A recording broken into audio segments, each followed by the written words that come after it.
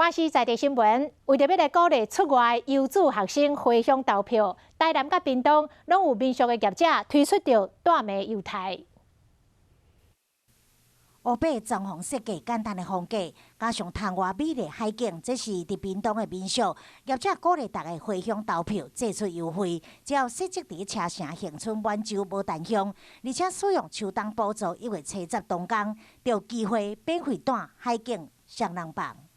是让回来的返乡的人，就是返乡投票人，他们可以有比较便宜的房价，不用顾虑太多。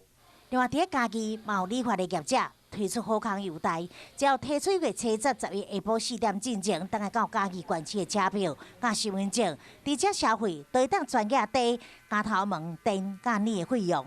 先买700块，那如果它金额超过700的话，就是全额折抵。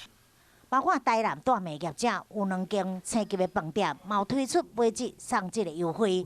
另外，交通部分的国共客运1月初9到初102天，只要凭学生证、临柜买票，都会当有专票7折的优待。